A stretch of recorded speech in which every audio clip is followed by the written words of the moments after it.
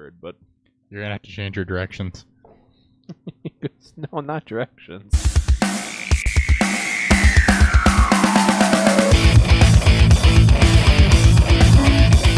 Oh wait, there's an ad read, isn't there?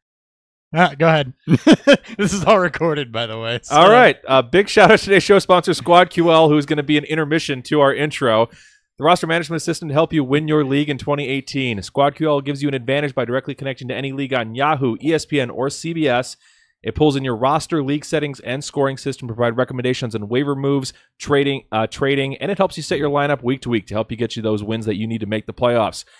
Head to squadql.com to download the all-in-one fantasy football manager app. And SquadQL is also brought to you by the creators of RotoQL, the leading daily fantasy lineup optimizer trusted by 100,000 DFS players. Available at rotoql.com on Android and Apple. Let's hit it.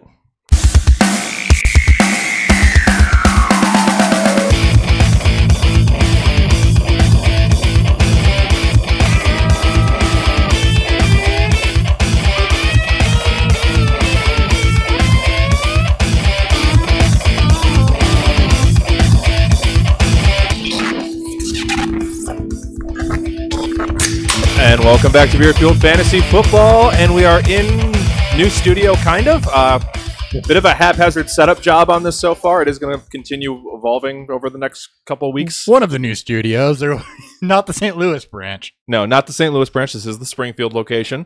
There will be a St. Louis branch, though. Hopper will be phoning in from the St. Louis branch starting in about 4 episodes. Yep, eventually. I will be there. So you have that to look forward to. We'll have some double webcam action going on, so I hope you guys get excited for that. We are Beerfield Fantasy Football, though. Follow us on Twitter, BeerfieldFF, and that is also where you can find us on Instagram and Untapped. If you want to see what the new studio looks like, head over to Beerfield Fantasy Football and subscribe there, and you can see us on air when we're doing our live episodes if you're listening to this in podcast form.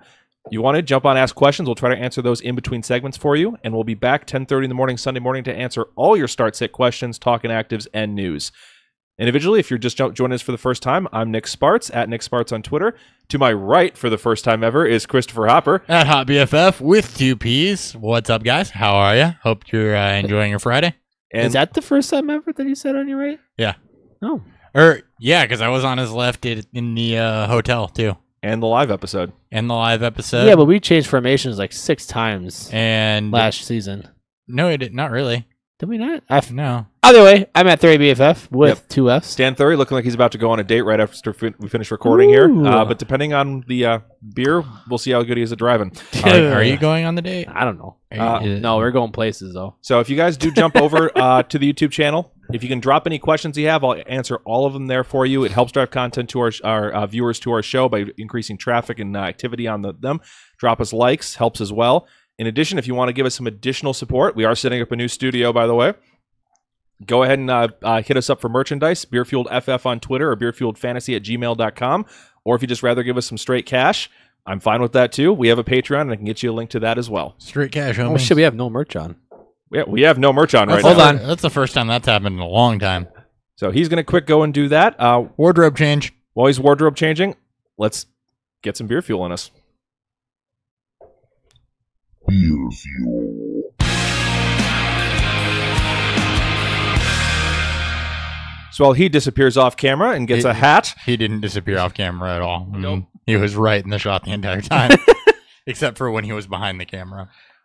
I'm an asshole. We're going to have Warlock by Southern Tier Brewing Company on today's episode. It's their 4th time on the show. Sorry for doing it twice so close together, but I was really excited to get Warlock on, and when Dan did pumpkin beer on Monday, I wanted to also get this pumpkin beer on Friday. Kind of try to do a themed week. Dan broke the pumpkin beer seal. Yep, it's going to be nothing but pumpkin from here on out. You know, we went from Oktoberfest, now we're at pumpkin. Yep, transitioned well. We just do what it do. Southern Tier is based out of Lakewood, New York. It's an we keep it lit. Warlock's an Imperial Pumpkin Stout, and it's a nice 8.6% for some extra beer fuel on our Friday. Was that a hint to go to news? Because there was no transition. That was the end of the beer fuel. If you were looking at the script, I need a transition. I should probably open up this. Let's talk some news. News.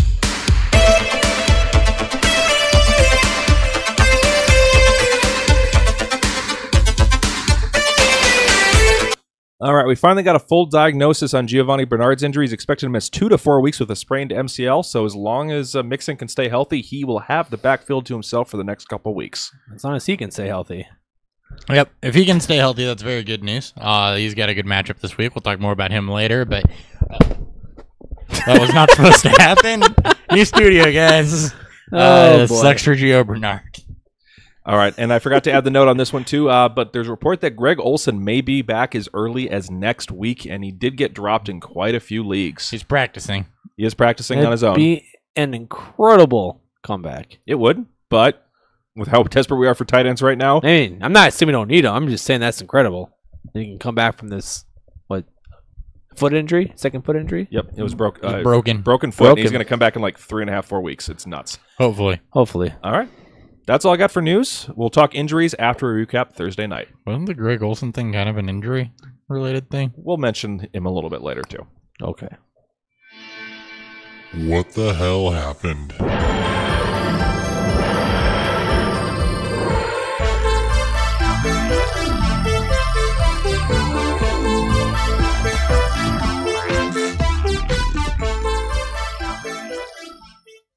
All right, so Thursday night, Patriots win this one 38-24. It was not even really that close for the majority of the game. Colts made a brief comeback, and then it kind of fell on its face. It was fun for like a quarter. It was a quarter, but their quarter was fun.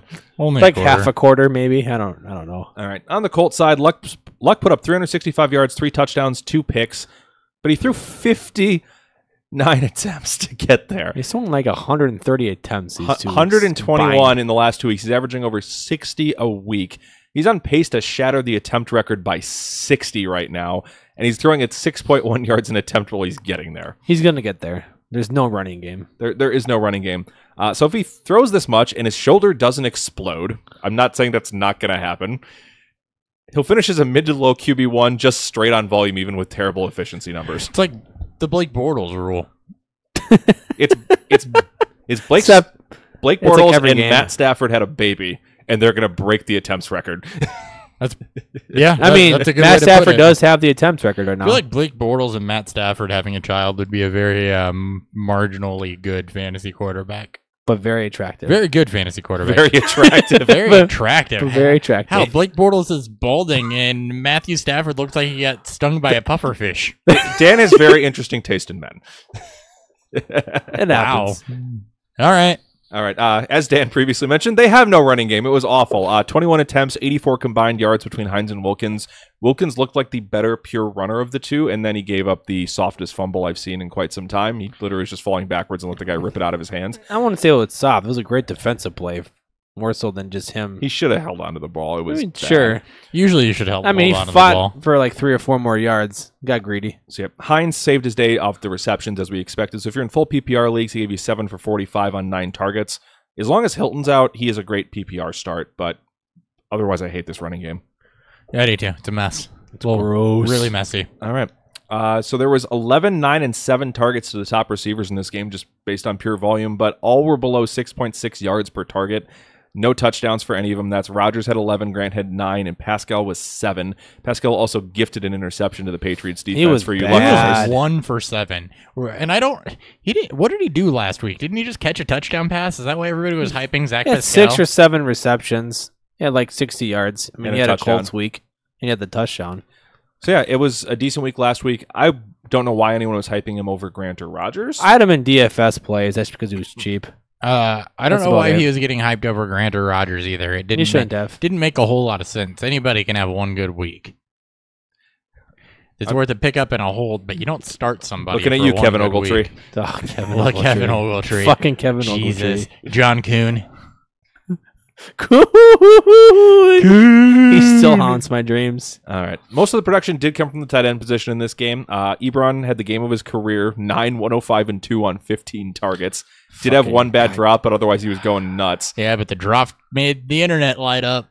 Yep, and it was his first pass of the game, too, and then he just went off for the rest of it. You can take the Then you got all the volume. You can take the Ebron out of Detroit, but you can't take the Detroit out of Ebron. I don't even know what that means. What does that mean?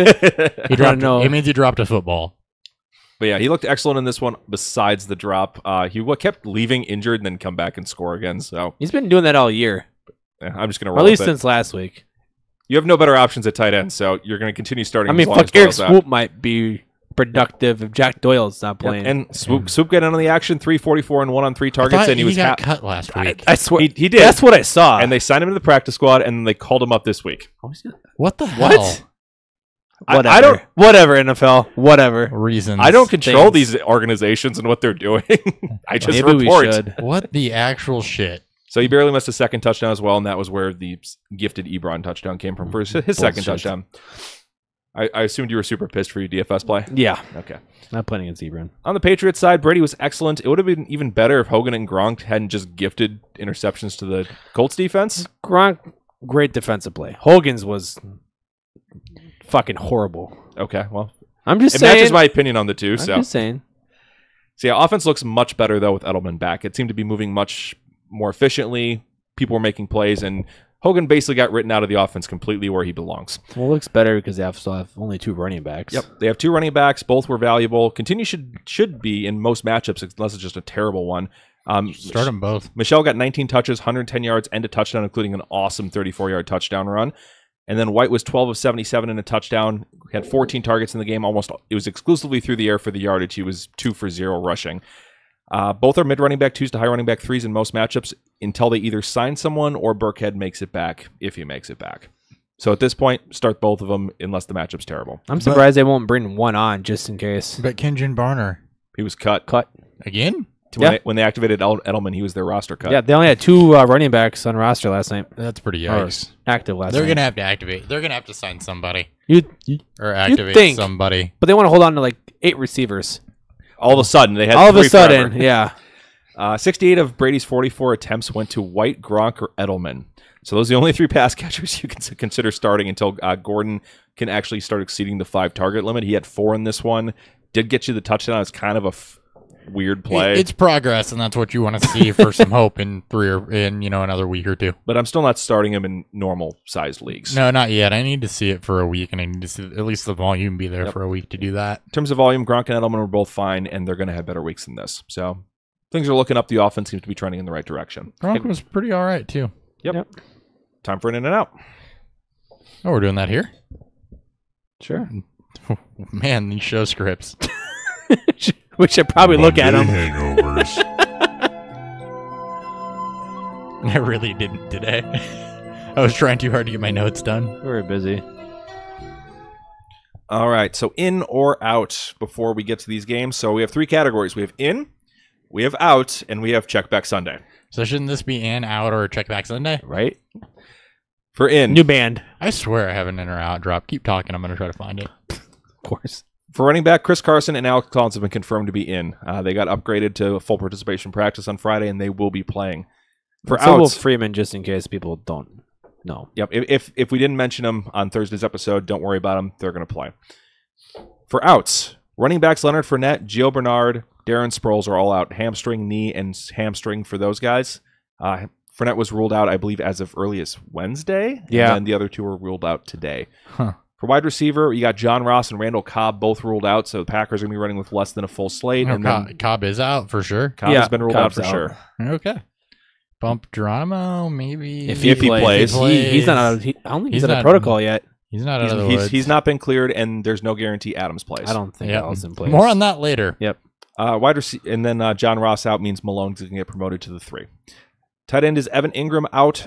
Greg Olsen out at least another week for them. I think probably 2 for Ingram, and we're hoping 1 on Olsen.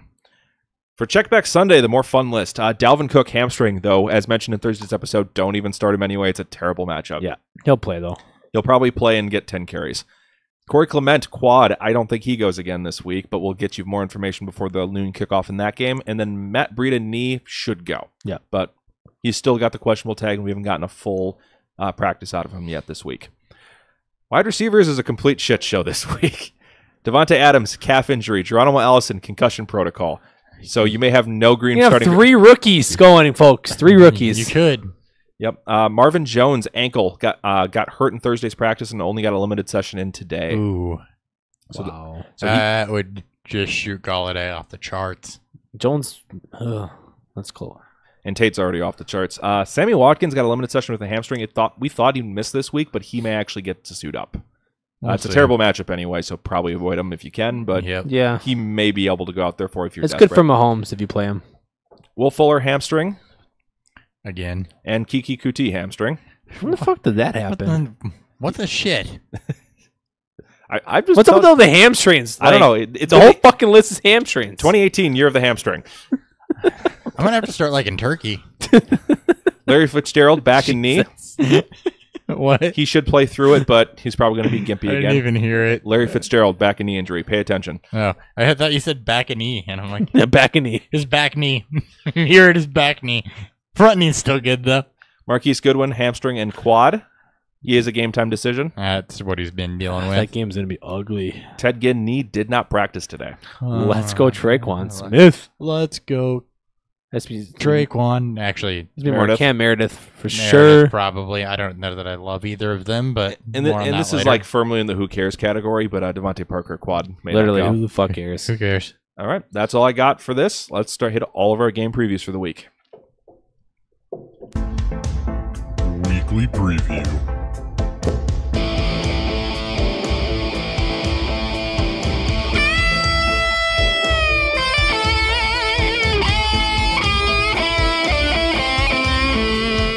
And apologies, but due to scheduling, the noon games are going to be real hopper heavy, and then basically no hopper the rest of the show. So apologies. Apologies or not apologies. You know when to turn off the show then. You know when to turn on. Or you may want to the pause show. it for about the next 10 minutes, one of the two. We'll see. Yeah, you may want to skip ahead, or you may want to stop after I'm done. It depends on your feelings on, well, me. That's But right. To kick us off first is Dan. We have a barn burner of a game, Titans versus the Bills. Titans favored by 5 on the road, What's over under in this? 39.5. Oof, under.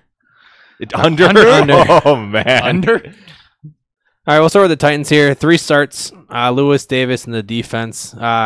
Lewis, we have him as a mid RB2 as a show this week. Buffalo's been about league average against running backs this season. They're only allowing about 3.9 yards per carry, but they've given up 5 rushing touchdowns, which I believe is second most on the season.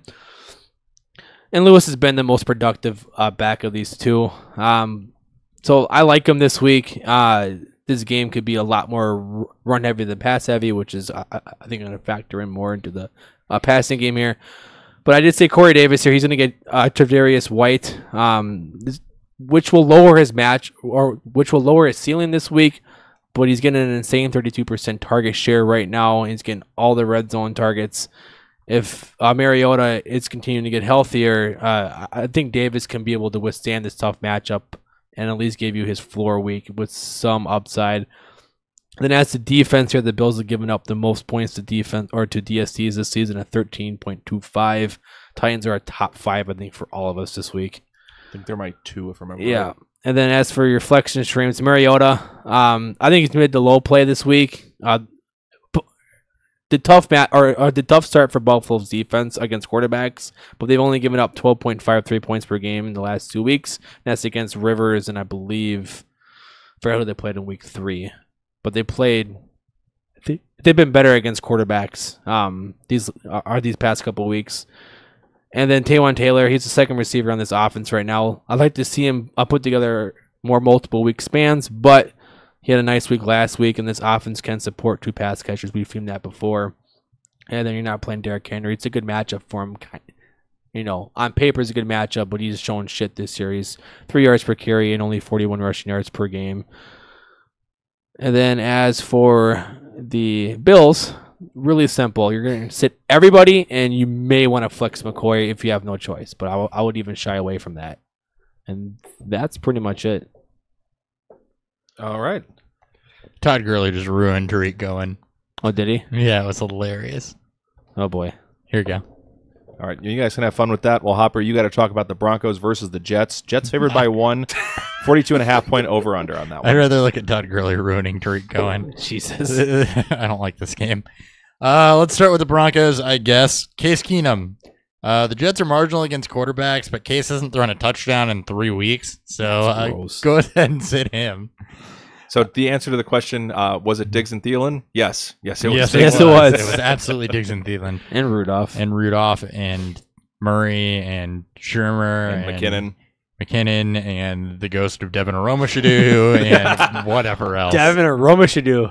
Philip Lindsay and Royce Freeman. Both guys are kind of deeper flex plays. Both have about equal carries. They've been very effective individually, but the Jets are only allowing about 70 yards a game rushing and maybe just slightly over 40 to receiving backs. They have, however, given up 4 touchdowns, so that leans in Royce Freeman's favor. He does have the rushing touchdowns, get the goal line work, even though Lindsey's always susceptible to, put off a big play. But their deep flexes is not a good matchup. Demaryius Thomas and Emmanuel Sanders. The Jets secondary can be beaten. They're giving up a ton of yardage for wide receivers, particularly outside wide receiver 2s and slot receivers. So Sanders and Sutton, I guess. But mostly Sanders. DT, if you have a better option, I would do that. He hasn't been performing, and it looks like he's going to kind of get their best coverage being the one, which will let Sanders feast. They are missing Trumaine Johnson, so he will get their second best coverage. Okay. Still, I mean, that does bump him up some, though. Jeff Hireman. Yes, I'm going to talk about Jeff Hireman. That's the tight end, by the way. He did see 7. Ooh? Yeah, he did see 7 targets and catch 54 yards worth of balls last week. No tight end has got more than 2 passes against the Jets this year, though, so I would avoid that if at all possible. Even in how bad it is right now, it should be possible. Yeah. You can do better. Jets tight ends against the Jets, though. Only 2 receptions a game. Yeah, you can do better. Yeah. As for the Jets, Sam Darnold, Denver's has allowed only 1 pass touchdown in 3 or 4 games. Darnold has a pick in 3 or 4. He's playing like a rookie, so just avoid him if at all possible. The Al Twins, Crowell over Powell this week. Denver's giving up 4.1 yards per attempt on the ground, 1 touchdown on average there. Not a whole lot to receiving backs, though. I think it was under 30 yards to most of them. So Powell can be a marginal flex start, but Denver's better against receiving backs. Powell doesn't normally get the goal line work, so I'd lean Crowell out of the Al Twins this week. Quincy Nunn was the only wide receiver you're even thinking about starting. Volume will get it done against Denver, but nothing else. He's the Jets' leading target getter by about 21 4 weeks into the season. So it's him and nothing else for wide receivers. As far as tight ends, there's not a lot of volume going that way, but the tight ends are killing Denver. They're giving up 93 yards a game on average to tight ends. Jordan Leggett. Yeah. Herndon and Leggett can be emergency started this week. Volume's relatively split overall, but Leggett did have 4 targets to Herndon's 1 last week. So Jordan Leggett, if you needed an emergency play, this is a solid matchup for him. All right. That's it for my non-energy preview of that game. Moving over to Giants at the Panthers, where the over-under is starting to creep a little bit higher here, thankfully. Panthers favored by 6.5 on the at home, 44-point over-under on this one. Starting with the Giants, Panthers allow the 13 points to quarterbacks, so it's pretty middle of the pack there, but Eli has only 1 game this season where he's been over league average for quarterbacks. League average this year, by the way, is real high at 19.7 points per game. It's been insane and this year. 4-point passing touchdown. He had 1 game where he had 19.8, so beat it by 0.1. Everything else has been below that. When one quarterback leaves, you're benching him. He's a mid-20s ranked quarterback at best. On the flip side, Panthers have allowed 14.5 fantasy points or more in all 3 of their games to opposing number 1 running back. So Barkley, easy top 5 running back this week. He should get you a floor game and have some ceiling to offer, of course, because it's Barkley. It's fucking Barkley. So no traditional number 1 receiver has scored more than 8.9 fantasy points. They've played Julio and AJ Green so far this year. Julio got 8.9, Green got 8.3. Beckham's expectations should be lowered. On the flip side, slot wide receiver types have destroyed the Panthers so far this season. The lowest is Beasley at 10.8. Ridley got you 14.7, and Tyler Boyd got you 22.7. So I actually like Sterling Shepard a lot as a start this week running out of the slot. Captain Munnerlyn has been terrible covering receivers out of that position. He should come back home. Coming home. Coming home. Maybe not. Tell the world I'm coming home. Let the rain wash away. Before he comes home, he's going to let Sterling Shepard dunk all over him this week. Yesterday. Panthers are giving up 59 yards a game and allowed 2 touchdowns in 3 games to tight ends. So if you're real desperate, Red Ellison's not horrible. And I'm going to throw up in my mouth a little bit. On to the Panthers. Giants are only allowing 17.6 a game versus the league average 19.7 to quarterbacks. That includes a matchup with Breeze and Watson. So Cam is still a top 12 just based on rushing alone, but it's a back-end top 12. They've also allowed the most rushing yards to quarterbacks this year. And that will be his angle. So hopefully you can make that happen. Don't expect 36-point Cam Day. You're hoping for about 25. Which he Cam probably Day. will because, It's We football know this year. nothing. We Yeah. don't know shit. Giants have allowed 2 points a game more than the average team to opposing running backs, and all opposing running back ones have broken 10 points against them and scored at least 1 touchdown this season. So they've been awful against opposing running back ones. McCaffrey should be, at worst, a back-end running back 1, if not He's higher gonna this kill week. it this week. Yep. On the flip side, the receiving game, not so much. Only 2 players have broken 80 yards and only 2 touchdowns have been scored by wide receivers. This is a negative matchup. Funches, the only one you're considering is a low wide receiver 3. I would try to look elsewhere than Devin Funches this week. Can't trust Ian Thomas yet, or you're still waiting for Greg Olsen to come back before you start a Carolina Panthers tight end. And I love the Panthers defense this week against this offensive line. It's going to be Sack City. That's all I got. Packers versus the Lions up next. We finally get our first 50-point over-under. It's weird saying that compared to previous years. Packers are favored by 1 on the road, 51-point over-under. Oh, that's me. Hey, Every other one's going to be you He's for the getting midgets. real comfortable. He's like, oh shit, that's me right I now. was lounging back. Yeah, it's me. Starting with the Packers, Aaron Rodgers. Detroit's given up multiple touchdowns in 3 or 4 games. Not a ton of yardage, though. Rodgers will be void of his 1, 2, or all of his top wide receivers, so you have to watch that. He's probably still a fringe quarterback 1, but without any of his weapons there, potentially, at least not one of his weapons, and against a team that doesn't give up a ton of yards, I would kind of steer away of that. So, how many receivers does he have to lose before you bench him this week? 3. So It he loses depends all who's 3? out there. I mean, you may not have to. I mean, you may not want to bench him because he. I mean, it's No. Rodgers. Without Still. Cobb, he would have to lose Adams, and then I don't trust a wide receiver core that's headed up by Allison. So, A lot of time on That Montgomery. yeah, that would kind of be where I would really start to consider it if I had a clearly better Yeah. option. So if he lost Adams and Cobb, Mm-hmm. do you start him or Blake Bortles this week? Blake. Bortles. Okay. I'm God, Jesus, got to that yeah, point. we're at that point. What the fuck? I mean, he hasn't really been Aaron Rodgers though. He's He been hasn't banged bouncing up, no around. He's been offense. banged up, and now he's lost his And weapons. he hates his play calling. Yep. Yes, please Uh, fucking die in Green Bay. However, this does play right into my start of the week and the running back situation. Lions are allowing the 3rd most fantasy points to running backs. They've allowed 100-yard rusher in 3 or 4 weeks, combined 78 yards against the Patriots the other week. That was between James White, Sony Michelle. I think it was James White and Sony Michelle. Yeah. Jones averaged 5.9 yards against Buffalo and a touchdown. Only 11 carries there, but Buffalo does not have a weak run defense at all. Williams has been inefficient with his touches. Montgomery's been ineffective. Rodgers has been clamoring for Jones, and if there's no wide receivers, you may get a lot of Aaron Jones on this one. So I love Aaron Jones this week. I'm real sad because the only place I own Aaron Jones, I'm not going to be able to start him because I have 3 options that I like even more than him. I'm trying to trade for him, and it's not working out too well. Yeah. As for the wide receivers, let's talk about this because this is a kind of a topic here. For Adams, Cobb, and Allison, the Lions have allowed one wide receiver over 60 yards. It took 10 targets, and there have been no wide receiver touchdowns in the last 3 weeks. Volume's going to be needed to get it done, which points to Devontae Adams if he plays. Otherwise, go down the list. So we know that what's his nuts? Randall Cobb is out. Geronimo Allison not out of concussion protocol yet. He's likely out. If Adams doesn't play, Geronimo is an okay start. If all 3 of them don't play, Marquez Valdez-Scantling is the first non-hurt wide receiver with any targets this season. He has 5. And they were all last week after Allison went out. Right. So he's likely your 1 Oh my god. if that happens. ESB, ESB You know who I would be your love 2, then? would be your 2. and Jimmy Graham. Jamon Moore. And yes, Jimmy Graham getting onto that. He is a must start. If any of these guys miss time, you already know Cobb isn't playing, so he is just a must start. Oh, It doesn't matter what Detroit did against tight ends. I'm not even going to talk about it because you have to throw the ball someplace, and Jimmy Graham is going to be your best option in this one, most likely. And if a bunch of those guys are out, at that point, I'm just emergency starting Ty Montgomery because it's got to no, go I somewhere. like Tymont this week, especially with Cobb out. Tymont's may not be bad either if you need some receiving volume. Yeah. Tymont, if Cobb and Geronimo miss time, Tymont could be playing wide receiver. You should. So just keep that in mind as well. We'll have more on that on Sunday morning. Be sure to tune into the live stream.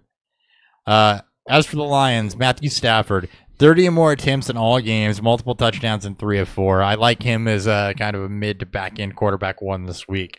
Kirk Cousins, Alex Smith both had solid days. Allen and Trubisky were mediocre, but Josh Allen is definitely mediocre in general, and Trubisky, it was week 1. Stafford should be, like I said, back end mid-tier 1. I actually like him more than Aaron Rodgers with wide receivers missing. Yeah, because even just with game script, it should be fine. Oh, game script, and I think he's going to throw for more yardage and about the same number of touchdowns. As for the running backs, Packers gave up a combined 202 yards and 2 touchdowns to Howard and Adrian Peterson, both between the tackle bangers. So I love Kerryon Johnson this week, but there's a volume question with him. So you can't really consider him more than a higher end flex because Matt Patricia's fine with him getting 10 carries. Fuck Matt Patricia. Like Garrett Blunt is an emergency start. Yeah, if you're that desperate, I guess.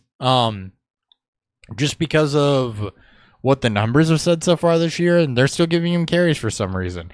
He could have a decent day. I'm not willing to bet on that, though. He's a deep league flex for me. And Theo Riddick, he's been a deep PPR option all year, but I'm going to generally avoid him in this one because the Packers don't give up a ton to receiving running backs.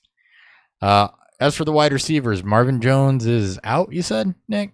He's questionable. Questionable. Okay. Late injury. It's a late week injury, though, so that's Likely. something to keep in mind. This is what happened to Cobb last week. Yep. Tune in Sunday for this. All 3 of these guys are weekly starts in general, but especially Tate and Galladay. Green Bay has allowed 6 wide receiver touchdowns this year over only 4 games. Thielen and Diggs both did very well. You could see I think you're going to see very, very similar production out of Galladay and Golden Tate this week. And really, the other games that they played been against pretty lackluster wide receiving cores. Washington and who was Well, that Buffalo, Washington. Buffalo was the other one I was thinking of. It's Buffalo and Washington were the other 2 that you're not. I mean, I don't expect those wide receivers to do good because those wide receivers haven't been good. And then with Chicago week 1, which is also kind of a lackluster offense. The Lions? No, Chicago week 1 they play. No, the Packers. Oh, But I'm talking about the you were talking about the Packers defense. Yes, sorry. My bad. 8.6% beer books. Yep. I'm about to crack a second one. And the tight ends, there's just no volume going there. Don't do it. That's it. That's all I got. All right. And then we're going to get to the bonanza of the week, I guess I want to call it. Falcons versus the Steelers. Steelers favored by 3. 58. It's 58, and I think that might Take be the over. That might be a little low. I'm serious. When you want to find the highest game of the over-under, and you take the over because it's probably going to happen. And I think this is going to be – people are going to win weeks off this game alone. There are no sits in this game. Of players worth talking about, there are no sits. So we'll start with the Falcons here. Ryan, Julio, Ridley, and Bryant. Ryan's been amazing this season. He gets the terrible Steelers defense has given up 12 passing touchdowns and 1,300 yards in just 4 games. Julio and Ridley. Julio is first in the league in yards, and he's 5th in targets. He won't get the touchdowns, but at least give you yards. And at that point, that's pretty much all you're going to get from Julio. As for Ridley, he's gotten 5 passes. He's got 5 receiving touchdowns to start the year, or these past 2 weeks. Wow. He's wide receiver 6 over that span. While the snap percentage isn't super high, it's going to be a very high scoring game. A lot of passing volume in this game should keep him there. As for your flex options, your running backs here, Freeman's off the injury report. He's going to play, and that's going to kind of put a damper into what we think is going to happen here. We don't know what his workload's going to be. We don't know what Tevin Coleman's workload's going to be. I think they're both low to RB2s, high RB3s this week. They might give you some upside here, but this is going to be a lot of passing. I don't like Freeman as much, and Pittsburgh just hasn't given up a lot of receptions and yards to running backs this season. So news a flex option just because of the amount of volume that should be in this game. And Hooper is my stream of the week just because Pittsburgh has been horrible against tight ends this year. As for Pittsburgh, you're going to start your big 4 here. Your Big Ben, your Connor, your AB, and your Juju. Big Ben is the number 1 consensus QB for us this week. Connor is the mid RB1 for us this week, and both AB and Juju are both high to mid wide receiver 1s. They should go off against this depleted secondary.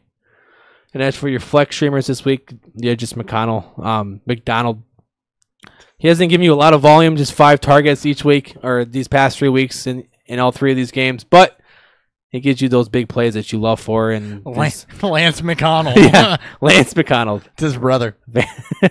Step brother. Right. And you can't do much worse with a tight end streamer with his good upside. That's that for this game. All right. A lot of scoring. Ravens at the Browns up next. Ravens favored by 350 or 45.5 point over under. All right. Starting with the Ravens. So excited. Just Yep. coming in with power. Cleveland might only be 17th in points allowed to quarterbacks, but that's inflated by Darnold's 169 and it's no touchdown dud. I guess I should say deflated by Darnold's 169. I think that's the second straight time you've made that comment. What? You made the exact same comment on Thursday night's episode. Oh, yeah, no, I just copied these notes straight verbatim because it's the same thing. I mean, if I do notes on Flacco, why should I rewrite notes on Flacco? Quarterbacks not named Darnold are averaging 338 yards a game passing, and they've tossed for 7 touchdowns over those 3 weeks. Flacco, meanwhile, has got only 1 game with an interception. He's thrown 2 or more touchdowns and 250 or more yards and scored 24 or more fantasy points in 3 or 4 weeks. He's already finished as a QB 11 twice this season, QB 13 once. Basically, what I'm saying is start Joe Flacco. He's thrown 1 pick this year? Yep. No, sorry. He's had 1 game with a pick. He threw 2 in that game. Okay. But he's had 1. That's still amazing for only Joe 1 Flacco. game where he's throwing a pick. As for Buck Collins, Buck Collins. there's just 1 person now. Pretty much. I would prefer that. It would be much better for my starting lineup. Both guys should be running back 2 consideration. Browns are allowing 9th most points to running backs. These 2 are split pretty evenly, though, as far as carries and volume goes. No real type of back is better than the other. Connor and Lynch blew up, so it's probably a slight Collins advantage, but they both got their receiving work also. So, yeah, just start them both. It's fine. John Brown, Michael Crabtree. John Brown's a for sure start. Crabtree you can flex in. Cleveland gave up very startable wide receiver 1 and wide receiver 2 days to Pittsburgh, New Orleans, Oakland. 5 of those 6 top 2 receivers were over 10 fantasy points. And the tight ends, good luck figuring out who the starting tight end is. It's not a bad matchup, but I don't know Hayden Hurst is back. who it's going to be. So Probably. if you 4 can just tight ends start in the Ravens mix. tight end, you're probably okay. You have to pick. Good luck figuring that out. Good you luck. have to pick. Yeah, your guess is as good as mine. On to the Browns. Baker Mayfield. Ravens are allowing the 2nd fewest quarterback points in the league. That includes games against Andy Dalton and Big Ben, who have been on absolute fire this season. Steer away from Baker Mayfield this week. It's a bad matchup for him. Good defense. As for the running backs, Mixon and Freeman, as in Royce Freeman, both had solid days against Baltimore's stout run defense. 134 between those 2 at 137 yards and a touchdown. All other running backs 134 yards, no touchdowns. Chubb, he only received 3 carries last week. There's been a lot of hype around him, but I'm not going to do it. I'm not going to recommend that until you see the volume actually show up. And Johnson's volume's up, but he's not quite startable yet. Receiving backs have been kind of limited against Baltimore. So what I'm saying here is Carlos Hyde, nobody else from the running backs. Yeah, for Chubb, by the way, the magic number, I want to see 10 touches. I do too. Then I'm interested. Which hurts Yeah. Hyde, too. Oh, yeah, it would hurt Hyde. It does hurt Hyde if that happens, but given the type of back that Baltimore has allowed yardage and allowed production to, Carlos Hyde kind of fits the mantra here. And then Jarvis Landry, you're going to start him just based on volume alone. He's the only one I'm going to start, though. It's a defense-independent start, though, for me. I don't, Baltimore, again, solid defense, but you're going to start Jarvis Landry. I wouldn't start anybody else, though. Callaway's gotten the targets, but he hasn't necessarily done anything with them yet, so you're still holding him. And then David Njoku, he's a high tight end, too, back in 1 on volume alone.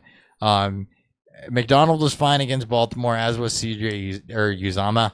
Other tight ends, though, have struggled. They've not allowed anybody over 7 points.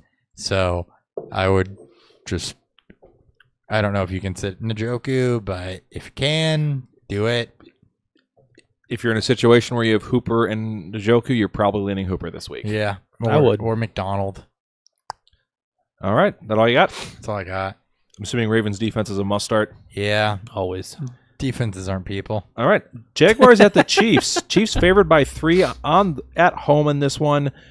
49-point over-under for a Jaguars game. 49? 49? That's because they get Mahomes. On the Jaguars side, Bortles, excellent matchup here. 3 out of the 4 quarterbacks against the Chiefs have broke 20 points. He's broken 25 in 2 of his last 3 games. I was kind of amazed he wasn't Hopper's start of the week again. You can only go back to that well so many times. I can't make Blake Bortles my start of the week every week. I because should have. At that point, he's not a start of the week anymore. He's just a startable quarterback. He was almost mine. I just liked mine a little bit better.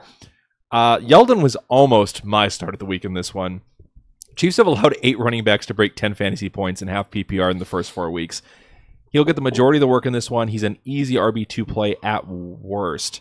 And if you're super desperate, you can consider Corey Grant. He's averaging just 3 carries and 3 targets a game, though, and Fournette's played a grand total of 1 game so far. He's had 1 good game. Yep. Week 2. Yep. So I would try Yeldon started. I would try to avoid Corey Grant, but good luck. G.D. Westbrook, excellent matchup here. 2 slot receivers have broken 20 points already against the Chiefs, and that was Juju and Keenan Allen. I love D.D. Westbrook. Dan My start of the week. Dan started the week. I absolutely love D.D. Westbrook this week. On the flip side, other receivers have been significantly below average, so I'm benching Cole, I'm benching Moncrief, and considering both wide receiver 4s. Tight end matchups are very good against the Chiefs. They have no Eric Berry, still likely this week. He's doubtful.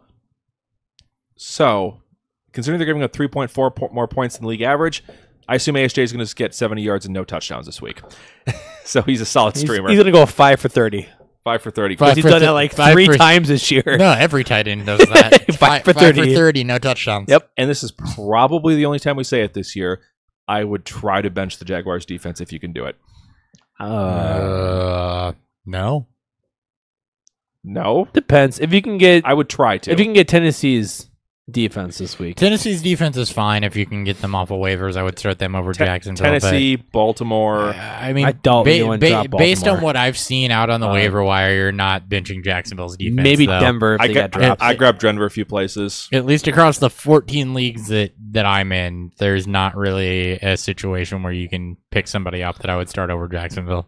All right. Yeah. On to the Chiefs side. Jaguars are allowing 11.4 fantasy points per game to opposing quarterbacks. Average is 19.7. This is a terrible matchup. You probably can't sit Mahomes, but maybe you held two quarterbacks. My thing is what Denver did Mahomes in the first half. You saw the rushing he's touchdown going and the up, passing touchdown. and he's going up. Well, no, for Jacksonville's defense, I'm Yeah. kind of doubling back here also, but it also applies to Mahomes. Denver kept him pretty well in check in the first half, and this defense is more difficult. So I know what he did in the second half. He ended up having an okay game. This is going to be his toughest matchup yet, though. Yep, I've barely got him as a quarterback one this week. Yeah. This is, once again, similar to the Jacksonville defense. This has been the one time I may have tried to avoid starting them. After what we've seen from Mahomes, this is the only time I'm recommending you don't start him right now. Mm-hmm. Running backs haven't been great. Only 2 have broken 10 points. It was Barkley and James White. Receiving. So Hunt is also a back and one with this one because his receiving work has been real spotty this year. You said it was just that Monday night was the first time he's had over 1 target. He's had 4 targets Monday night, and that was the best he's had all season long. Yep, he's got 6 on the year. Mahomes just doesn't check it down. He doesn't. He throws it deep. But without Watkins, he could get some work. If Watkins doesn't go. Yep. Only 2 receivers have broken 50 yards against the Jaguars. That was Odell and Enunwa. So I also don't love Hill here. I think he's a wide receiver at best in this matchup, and Watkins is a wide receiver 4. If he plays. I wouldn't blame him even if he tries. And then Ingram and Gronk have both been held below 3 fantasy points against this Jaguars defense. So Kelsey should also be dropped in expectations. I think it's the lowest I've ranked him in since we started doing rankings as 4. We had him at 5 in week 1. I didn't get far enough to do tight end rankings because I still don't have internet. I considered moving him even lower than this, though, once I deep dove these stats. This is a bad week for Kelsey. If you have Jared Cook and Travis Kelsey for some weird reason, I would start Jared Cook. So weird. That's probably pretty popular. And Cook wasn't a drafted tight end this season. So if you have both, Start Cook. Start Cook. Yeah. I regret not starting Ebron over Kelsey this week. I have them both in a 2 tight end league, so I'm happy. Hey, Kelsey's low in my rankings too. Your invisible rankings. My invisible rankings. He's there somewhere. Well, Hopper, talk to us about your invisible rankings as you talk Dolphins versus the Bengals. All right, starting with the Dolphins. This is another game that this is a team I'm not excited about. Ryan Tannehill, though. The Bengals have allowed multiple passing touchdowns in every game, 300-plus yards in 3 of 4. Or 2 of the last 3, sorry. However, Ryan Tannehill is averaging his lowest yards per game in his career, under 200. He's going to be very touchdown dependent. He should be an okay streamer, though, because I think he does throw for multiple in this one, but it's a low-end streamer for me. Strictly as a vengeance thing, I refuse to start Ryan Tannehill this week. I'm still mad at him for last week also, but the matchup should be okay. I hated him last week, so I'm okay with it. He got you 1.25 points in our super flex league that I just started. Yeah. As for Kenyon Drake, Frank Gore, it's marginal matchup. Drake's firmly in timeouts. Christian McCaffrey is the only back who's had any success against the Bengals. It took him 28 carries. I'm just not doing it with either of them this week. Kenny Stills, Albert Wilson.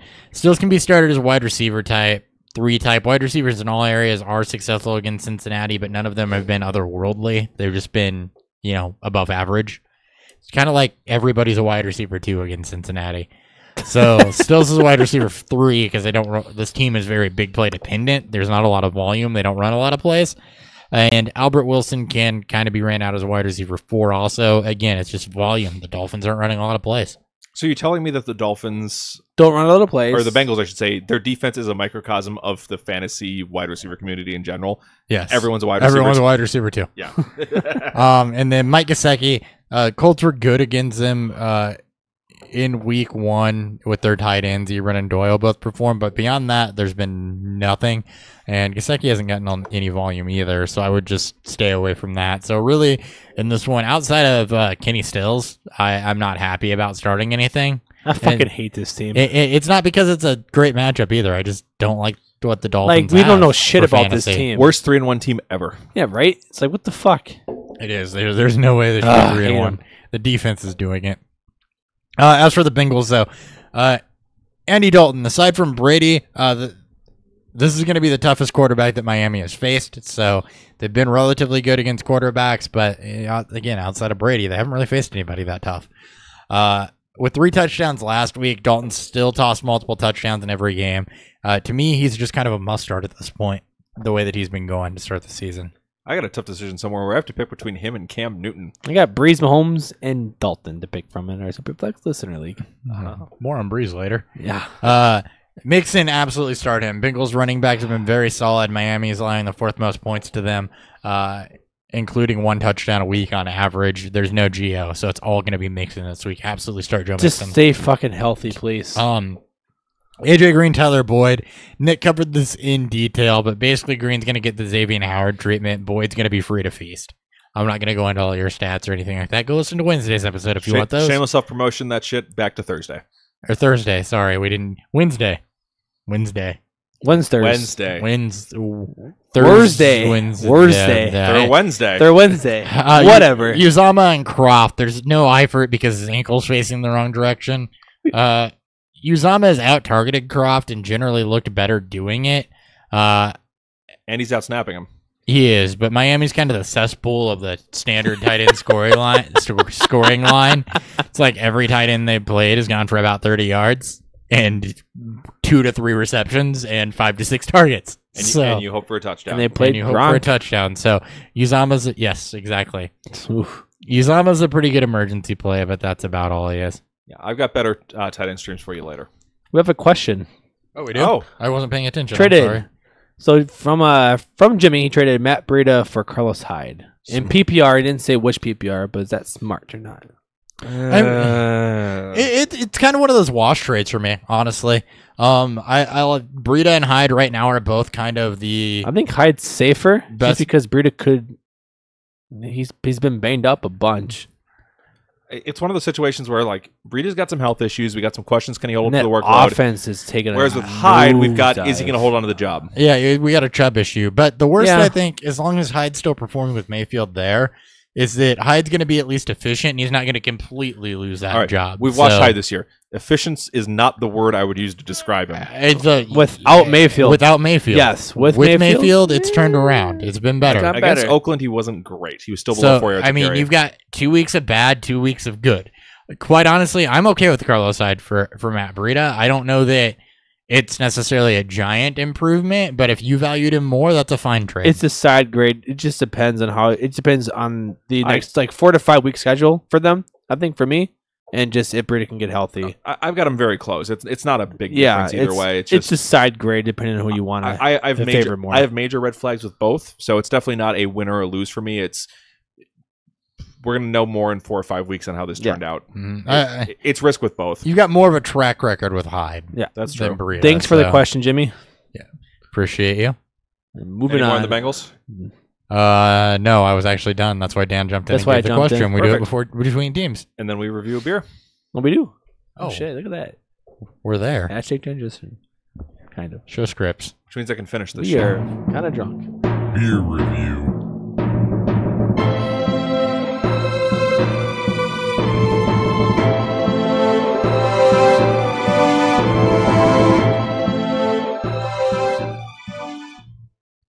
What did you guys think of Southern Tier's Warlock Imperial Pumpkin Stout? So Southern Tier does some of the best specialty stouts that I think that I've ever had. They're all high alcohol content. That being said, a lot of pumpkin on the nose. It kind of fades into some of that like nutmeg, cinnamon spiciness. There's definitely some hints of dark chocolate throughout it. You do kind of taste the alcohol at the end a little bit, but the dark chocolate does a pretty good job of masking it. You can't really tell what the bitterness is from. I can't perfect perfection. That's almost like Chris Thompson's line. It's so freaking good. It is. Yeah. I mean, we're all a little bit tipsy. I had to drink it before this, so we've kind of been already chugging there. it. Yeah, I really struggled not to finish it before I finished the noon games. That was real tough not to do. Well, there's one more there for you, Nick. I'm gonna save it for someone special. Aw, thanks, Nick. Appreciate you. Aw. All right. I guess that means we got more games to do. That's okay. I'm going to be slamming bourbon later. Let's go ahead and hit the 3 o'clock games. Dan, you're heavily featured on these. You got the Raiders versus the Chargers first. 5-point spread for the Chargers in this one. 53-point over-under. All right, we'll start with the Raiders here. 2 starts, Lynch and Cook. Lynch has been incredible this season. He's RB10 and half-point PPR leagues through these 4 weeks. He finally got a full workload against the Browns. He didn't score, but on the season, he's number 1 in evaded tackles with 41 and number 1 in nuke rate with 52.6%. He's also adding 2 receptions per game, which really isn't a part of his game, but at least he's giving you there. Lynch is a lock and loaded low in RB1 with RB1 upside. And Jared Cook, he's been the most trusted pass catcher in this offense. Cook has been the shining star at the tight end position this season. He's the tight end 1 through week 4 in half-point PPR leagues. He's Nick's tight end stream of the week, and he's had at least 5 receptions in 3 or 4 games, and he's been over 100 yards in 2 of these games. And he finally found the end zone He finally found the end zone last week, catching 2 touchdowns. As for your flex plays, Derek Carr, Amari Cooper, and Jordan Nelson. Derek Carr, he's been getting it going a little bit last week. He's 2 straight weeks with over 300 passing yards, and the Chargers have given up 21.18 points per game to QB so far this season, which is I think 10th best. And they've all had 10 passing touchdowns as well. This has been a different defense without Bosa in it. I still can't really trust Carr, but at least he's had the back-to-back weeks, and he's kind of getting into that low-end streamer point for me. As for Amari Cooper and Jordan Nelson, Cooper has been hard to trust this year. Mostly it's been just a wide receiver 3 with wide receiver 2 upside. You're on that odd week, which has been his crappy performance week, so do with that as you will. And as for Jordan Nelson, he's had back-to-back 8-target games with a touchdown in each of these games. He's becoming that reliable option for Carr, much like we saw with Crabtree his 2 years with Oakland. So he's more of a deeply flexed appeal for him there. And then there's no bench people left. As for the Chargers, your main 3 starts, Rivers, Gordon, Allen, they've been must starts for the majority of the season. Rivers is on pace for his best efficiency with, I think, 7.5 touchdown rate and 1.1 interception rate.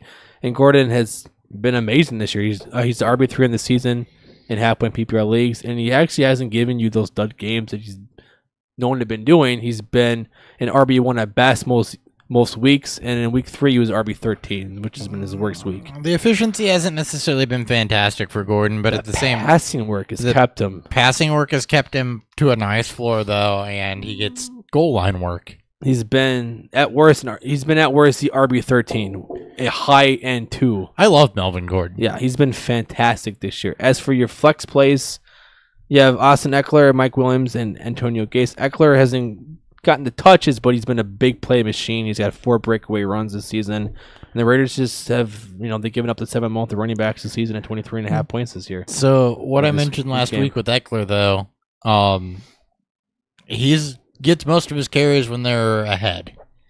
And they could be. And they should be ahead. So it's a good matchup. It should be a decent game script, but the Chargers also kind of gave away to the 49ers last week, which should have been an easy game script for them. It's like Austin Eckler's the anti-Mike Williams. It's Williams when the game script's negative. It's Eckler when it's positive. Speaking of Mike Williams, and the crazy thing about Eckler, he is at 6.7 yards per attempt right now. He's stupid efficient. He's number 3, I think, in production premium, like 72 something. He's been insane when he's gotten the work. As for Mike Williams, he's been a little bit disappointing from last week, so that's taken the shine off of him. But Oakland's given up the 4th most points to receivers this year at 30.25 points per game, so it's a good matchup for him. As a Gates, he's seen his snaps and routes come up these last 2 weeks, so you can do worse. I mean, he's always been a touchdown machine in this offense. And then you're going to bench Tyrell Williams because he hasn't done shit, even with his high snap count. All right. That's it. On to the Raiders. I did the Raiders. No, never mind then. There wasn't a whole lot that to was say the there. first team. Cool. I just heard a lot of Chargers and missed blah, the Raiders blah, part. blah, blah, blah. On to the turn. Vikings versus the Eagles. 46.5 point over-under. Eagles are favored by 3 at home. I think the over-under is too low, though, based on what we've seen out of these defenses the last couple of weeks. For the Vikings, last 3 weeks, Eagles have allowed 31 fantasy points, 13.9 fantasy points, and 31.4 fantasy points. This game could go either way, but with how much Cousins is throwing, I like this matchup more than I thought when I was looking at this game at the start of the season. He should be started as a mid-quarterback 1, just kind of based on throw volume. They're throwing 70% of the time. Who, Cousins? I love him this week. Yeah, I don't even care. It was a bad matchup last week. This is a bad matchup this week. He'll be fine. Eagles defense on the flip side, though, has been amazing against opposing running backs on the ground. Hopper covered this a lot on Thursdays, or their Wednesdays episode, I guess we're calling it. No running back has managed over 12 points in half PPR. 2 have hit double digits at all. Cook is questionable at best, maybe on a snap count again. And even if he is out, I don't like Murray as his replacement. Bench all Vikings running backs this week. On the flip side, number 1 wide receivers have been dunking on the Eagles. All 4 have hit 50 yards as their floor. Average the stat line has been 8.5 receptions, 116 yards, and half a touchdown. Both Diggs and Phelan may go off in this one. All 4 wide receiver 2s have also broken 10 points this season. So 10 points is their floor in half PPR this week. Love them both as wide receiver 2s with some wide receiver 1 upside. I love me Liggs and Dealin. Liggs and Dealin. That was a shout out to last week when I kept fucking up their name. Figs and Dealin? Diggs and Dealin. Diggs and Dealin. Tight end's a bit of a mixed bag here. OJ Howard went for 17 points against them in week 2, but other than that, no one else has really done much of anything. But on the flip side, Rudolph's the biggest tight end name they've faced so far this year. So I like him as a mid tight end 1 just because you probably don't have anyone better to start over him. He's been consistent this year. Yep. Too. Where do I Kobe the bottle into in here? Nowhere. Kobe. We'll get a Kobe spot later. Okay. We'll figure that out. On the Eagles side, scores by quarterbacks against the Vikings through the first 4 weeks in order. Week 1, 12. Week 2, 16. Week 3, 27.7. Week 4, 39.3. So it's gotten worse. So based on this trend, Wentz is going to score 50. Oh, boy. Realistically, this should be a good but not amazing game for Wentz. I like him as a back-end quarterback 1. Trey Waynes has been ruled out. It's good. Well, that's great for Nelson Aguilar. He runs a lot of outside, too. Oh, okay. Ajay should be back for the majority of the carries in this one, but he's been unbelievably touchdown dependent so far. He scored 37 fantasy points in half PPR, and 18 of that has come from touchdowns. I don't believe it. Okay. You said it was unbelievable, so All I right. was just trying to emphasize that. You do not believe this. All right. A below average fantasy matchup against the Vikings. The only backs that have broken 10 fantasy points have had 20-plus touches, and that was Todd Gurley, not surprisingly, and Chris Ivory, very surprisingly. Ajay has had 20-plus touches only 1 time since being traded to the Eagles, so it's likely a low RB2, high RB3 day for Ajay. I wouldn't rush out to start him. Last week, the Vikings gave up 53% of their wide receiver fantasy points for the season, just against the Rams. Beyond that, though, they've been pretty solid. Only 2 players hit double digits in the first 3 weeks, so Jeffrey I view as kind of a mid to low wide receiver 2, and Aguilar is more of a mid wide receiver 3 this week. I don't love either one, but they're both startable. I like Aguilar without Wayne's playing. It's going to seem a lot of Mackenzie Alexander in the slot. All right, and then I'd bench both defenses as possible and I don't mind either of the kickers. I hope you're right. About what? He will. Dan. Oh, He'll face a lot of McKenzie. all right, Dan, you have a Well, I'm up double. next. You have a double feature here. What the fuck? Starting with the Rams, I couldn't figure out any way to do it because we go in chronological order. All right. Rams versus the Seahawks. Rams favored by 7.5. 50.5 point over under on this one. I'm guessing mostly on the Rams The side. Rams are all must starts minus the tight ends, including and then also the defense. Goff is the only every week starter at this point. Gurley's a stud, and all 3 receivers have been very productive these last 2 weeks. Even if the game script isn't in their favor, their floor is about 5 receptions on 6-7 targets for 60 yards. They've been amazing this year. My Christmas present to myself is probably going to be a throwback Cooper Cup Rams jersey. That'd be amazing. Do they make throwback Cooper Cup? They will find a way. The yellow and blue ones? Yeah, I can get one. Okay. Yeah, and you're not playing their tight ends, and their defense should be fantastic. All the sacks and potential turnovers. As for the Seahawks, there are no starters this week. Your flex plays or streamers: Wilson, Carson, Baldwin, and Vanette. Wilson is a brutal matchup for them. Outside of the Vikings, the Rams have been fantastic against QBs this year. No offensive line, which means a lot of running around. Wilson could get cute and give you a decent week, but a lot of good streaming options there this week. I don't know what it is with that offense. They do not run Wilson. He's 11 attempts this year. As we I know, discussed it's in Thursday's weird. Episode. They're probably afraid he gets hurt. As for the running backs here, Chris Carson, he's back. He should play. It just depends how much work Mike Davis gets. He looked very good last week, and Pete Carroll likes to get cute with what he likes to say about his teams here, so it's hard to know. I think Carson will get the majority of the carries. He doesn't get featured a lot in the passing game, but this is a very good Rams defense. Not very high on him this week. I would look elsewhere if you can. As for the receiver here, Doug Baldwin, as he gets healthier, I think he'll get more and more productive in this offense. They still have, is it Cooper or Talib? They still have for their corner. They still have Peters, That's Peters. That's what I meant. but I don't think he plays in the slot. I think you could put Cooper in the corner, I guess. Maybe. Either way, Baldwin's a wide receiver 3 for me here until he starts to get going completely, but he can give you a boom week if this game gets out of hand. And then Nick Vanette, he's Hopper's he's our stream of the week here for tight ends, and 7 targets to the tight ends this year so far. Yeah. And there's nobody else on the roster there, right? Yeah. Just them. 7 targets a game. Nobody else on the roster. I'll take that. You can't do much worse. But the Rams have also allowed no targets to them, to tight ends this season so far in the red zone. No So- touchdowns. No targets no in the red red zone zone. targets. Not end zone targets. No Something's- red zone. Well, the Seahawks love to target tight ends in the red zone, so something's got to give. Something we'll give at some point this year. All right. Or some point this game. And you have the next game as well. Cardinals versus the 49ers. 49ers by 4, 40 point over under on this one. As for the Cardinals, you're only starting David Johnson here. He's been pretty productive. He just hasn't been the big play, the big upside, the top 4 running back that we've all projected them to be. But he scored, I think he scored in 3 of 4 games this year. He finally got the workload that we saw last week at 25 touches. We're just hoping that they can continue to give him 20-plus carries and 25-plus touches to get him to that point. The defense isn't horrible. They've been good against quarterbacks and receivers. They've been bad against running backs, but this is a 49ers team that doesn't have a quarterback. They have good receivers, but no quarterback to throw them to. So they could be a decent stream this week. As for the bench plays, Rosen, all the receivers, and Ricky Seals-Jones, Fitz is still banged up. He's getting the targets, but no production. He's got 3 receptions at most in these last 3 games, and he's been held under 30 yards in each of these games as well. It's for Seals-Jones. He's had 7 targets in 2 games. He just doesn't get the production. You're just hoping for those big plays.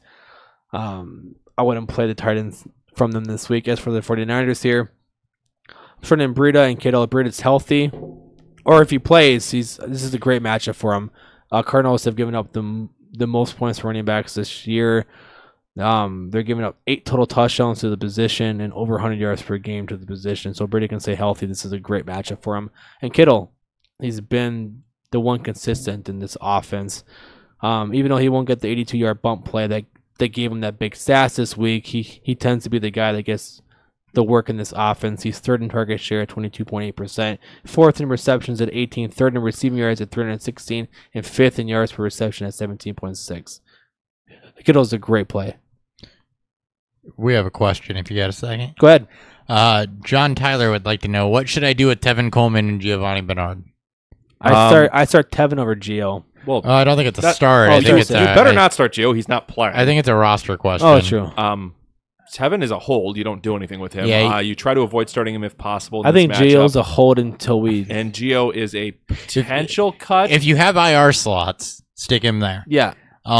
If not, I understand if you have to churn him because he is going to miss multiple weeks. I would hold him if there's some way that you can, just because there's always a possibility of Mixon getting injured or them wanting to protect Mixon and mixing Gio in. Tevin Coleman, though, we know that even with Freeman, he has value. It's not as high as what it was, but he does have value, and he'll be a guy that you can flex in certain weeks and certain matchups. So you absolutely hold Tevin Coleman. Gio Bernard, I'm more okay with dropping with Mixon back because of how they've been used this year, but I would still hold him if you have a chance, because you've got a high-end handcuff with potentially some insulated volume down the stretch. Yep, agreed. I agree. That's all you got on Cardinals 49ers? Nope. Sorry, It was halfway through. I cut him mid-game. Flex plays Morris in their defense. Morris is a great matchup as what we talked about just with Breida and a terrible run defense for the Cardinals, especially if Breida doesn't play or he's limited. Morris could be a great flex play this week. The defense, because I just expect this to be a low-scoring game and there's not a lot of passing volume that the Cardinals give. And then I'm benching Bethard and the receivers. I just don't think this is going to be a high volume game for them because they can attack them on the ground. Agreed. That's it. All right, let's hit to Sunday night where we got Cowboys versus the Texans. Battle for Texas. Texans favored by 3 at home, 45.5 point over-under. On the Cowboys side, if I had any faith in the Cowboys passing game, this would be a great matchup for Dak. Texans are giving up an average of 25.3 fantasy points a game to opposing quarterbacks not named Blaine Gabbert. But until we see anything out of this offense and passing offense in terms of signs of life, I'm putting him firmly on the bench. We need to see something out of these receivers. Thankfully for Zeke, the Texans have allowed 20+ from an opposing back in both the last 2 weeks. Zeke is an obvious top-tier start. He's my number 3 running back this week. He gets 85% of the touches. Don't even worry about him, even if he's a bit nicked up. Every single starting slot receiver has scored at least 10 points on the Texans this year in half PPR. So if you're super desperate, I don't hate Cole Beasley this week. He should get you a floor game. The rest of the passing game is on the bench like every other week, though. As for sneaky starts, though, Jeff Swaim gets a Texans defense that allows 10+ points in 3 of their 4 games against the tight end position. He's been getting the majority of the snaps, the majority of the red zone work. If you're desperate for a tight end streamer, he is your guy this week. And then their defense is a streaming candidate. The Texans have a horrible offensive line, and the Cowboys are currently 2nd in the NFL in sacks. Onto the Texans side, Watson is a safe start, but no quarterback has broken 20.8 fantasy points in the first 4 weeks against the Cowboys. So this is actually a moderately tough matchup. I'd avoid Watson if you have better options, but he kind of is a fringe quarterback 1 range, mostly due to his running floor. He's been good these last 3 weeks, too. He has. He's been trending upward. Miller's a running back, too. He's facing a running defense that has allowed 10+ to opposing running backs in all 4 games. Sean Lee may miss again this week, so it should be a solid 4 game for Miller. Run him out there and enjoy him before Foreman comes back and ruins this whole fucking thing. Hopkins is an obvious must start. It's DeAndre Hopkins. Don't even think about it. Fuller's a wide receiver 2 start. If he's active, he scores a touchdown every single game he suits up with Watson. I don't know how. It's insane. That's not mine. It's Dan. It's warm. You can drink it. Have fun. Thanks. You got a bottle opener? So I have more beer in the fridge if you want some beer. Want some cold ones. What's in the fridge? All right, let's find out. Only 2 players have broken 10 fantasy points against the Cowboys out of the wide receiver slot. Now that we're through somewhat of the distraction here. And that was Lockett and Golden Tate. So shifty players seem to play well. So in PPR leagues, especially if Fuller misses, I actually don't dislike Kiki Kuti. I do love Kiki Kuti. Who's also injured right now too. So I love Kiki Kuti in general. On the I wish I had stuck by my man. On the flip side, for tight ends, only Ingram has scored over 4.7 fantasy points against the Cowboys, and this is a 3-way split for work. You can do better. Break up with him. It's way too many words for this tight end core. I know you ain't in love with him. Break up with him. So Cowboys haven't faced any elite defense this year. They also have not been an easy team to prey on, though. They've scored opposing defenses scored 11, 8, 3, and 0 so far. So Texans are a consideration this week, but they're kind of in that fringe stream category. Is he taking a piss break? I don't know. But that's all I've got for that matchup. Hopper, you got to finish us out here. Redskins at the Saints. Saints favored by 6.5, 52.5 point over-under on Monday night. I will say with this bonus beer, Left Hand's Death by Disco, Death Before Disco, I actually got to have this before it was released. A friend of mine got one sent to him, and it's a very solid porter. So bonus beer review that's Cool. not officially featured. Shout out Left Hand. Shout out Left Hand. All right, Redskins Saints now. Before you kill me. Yes. Oh, okay. Alex Smith. He's been Alex Smith essentially the first 3 weeks, so he hasn't been anybody else. New Orleans is on every other week schedule for quarterbacks killing them, but he's still the only emergency stream to me. I keep waiting for New Orleans' defense to show some of what they've been.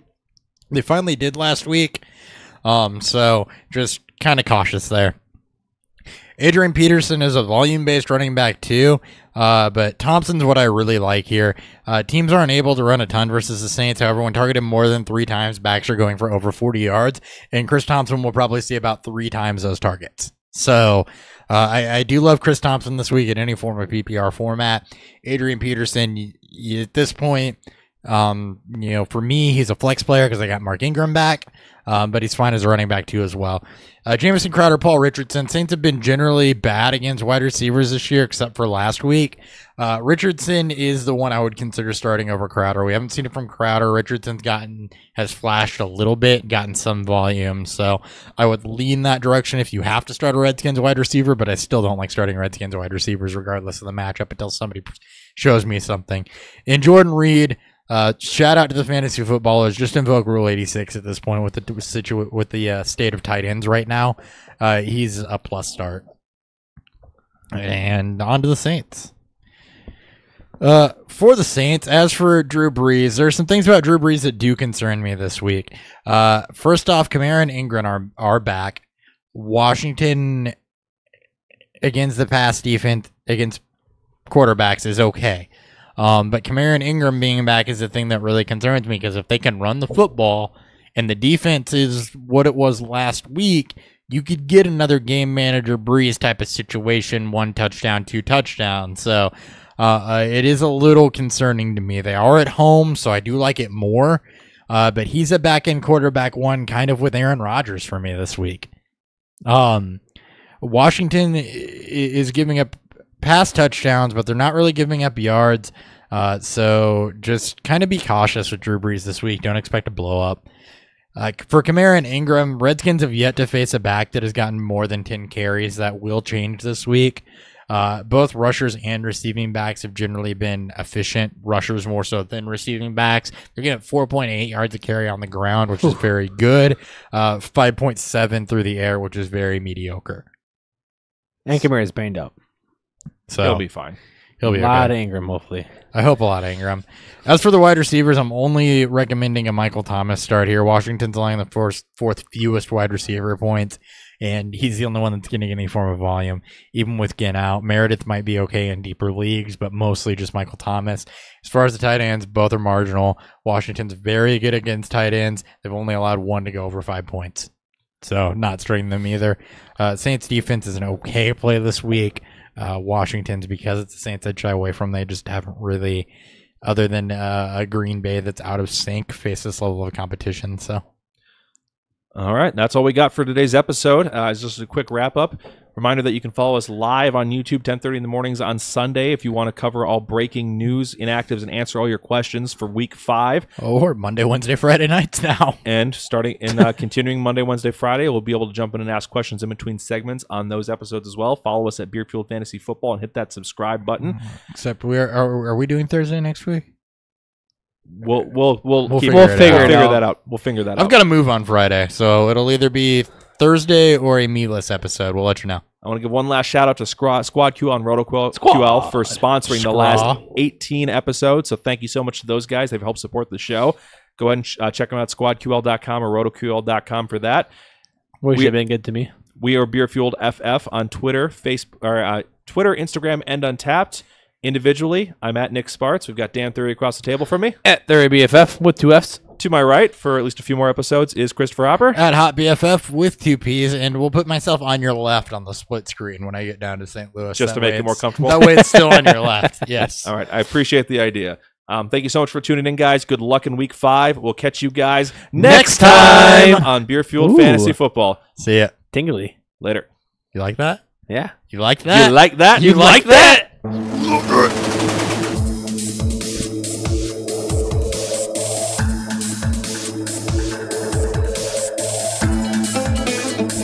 Really should put the outro logo on this computer.